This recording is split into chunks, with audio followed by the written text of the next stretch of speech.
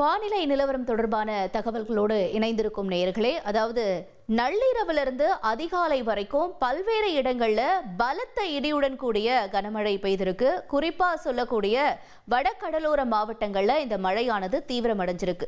அது நம்ம ரேடார் படத்து மூலயமா இப்ப பார்த்துக்கிட்டு இருக்கோம்.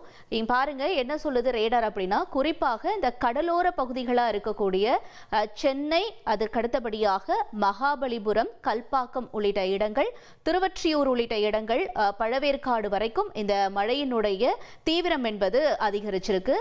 இது மட்டும் இல்லாம தொடர்ந்து அடுத்தபடியாக இந்த மழையானது ஆவடி, பூந்தமல்லி, ஸ்ரீபெரும்புதூர், தாம்பரம், மறைமலை நகர், செங்கல்பட்டு, காஞ்சிபுரம், அதற்கு அடுத்தபடியாக அரக்கோணம், திருத்தணி, லட்சுமிபுரம், மெய்யூர், திருவள்ளூர் உள்ளிட்ட இடங்கள் வரைக்கும் இந்த மழையானது நீடிச்சிருக்கு. அதாவது கீழே இருக்கக்கூடிய நம்ம சென்னையிலிருந்து ஆரம்பிச்சு படிப்படியாக அப்படியே தொடர்ந்தோம்னா திருவள்ளூர் வரைக்கும் இந்த மழையினுடைய தீவிரம் என்பது அதிகரிச்சிருக்கு. இதுதான் ரேடார் புகைப்படம் நமக்கு சொல்லக்கூடிய காட்சி.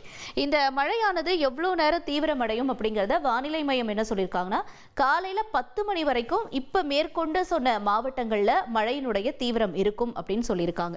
சரி, இங்க மட்டும்தான் இந்த மழையினுடைய தீவிரம் இருக்குமா அப்படின்னு பார்க்கும் பொழுது, முதல்ல நம்ம காலையில பார்க்கும் பொழுது ஒரு 10 மணி வரைக்கும் இந்த மழை அரக்கோணம், தாம்பரம், செங்கல்பட்டு, சென்னை உள்ளிட்ட இடங்கள்ல நீடிக்கும். அதற்கு அடுத்தபடியாக இந்த சுழற்சியினுடைய காரணமாக என்ன ஆகும்னா, மழை தொடர்ந்து ஒரு 12 மணிக்கு மேல இடையில நமக்கு சென்னையிலலாம் கொஞ்சம் இடைவெளி கொடுக்கும்.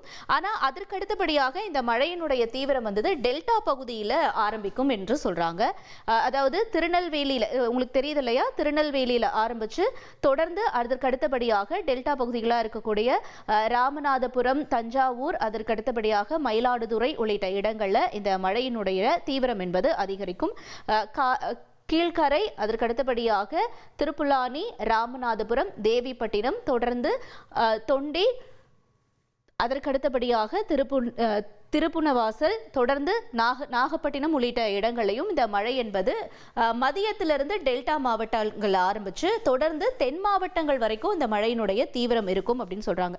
காரணம் என்னன்னா, இந்த மழையினுடைய சுழற்சி தமிழகம் மற்றும் இலங்கைக்கு இடைப்பட்ட பகுதியில் மேற்கு திசை நோக்கி நகரக்கூடிய ஒரு காரணமா இருக்கு. இதன் காரணமாக தற்பொழுது இந்த மழையினுடைய தீவிரம் 22 ஆரம்பிச்சு 25 வரைக்கும் நீடிக்கிறதுக்கான வாய்ப்புகளா இருக்கு. இது நமக்கு வானிலை நிலவரம் சொல்லக்கூடிய தகவல்.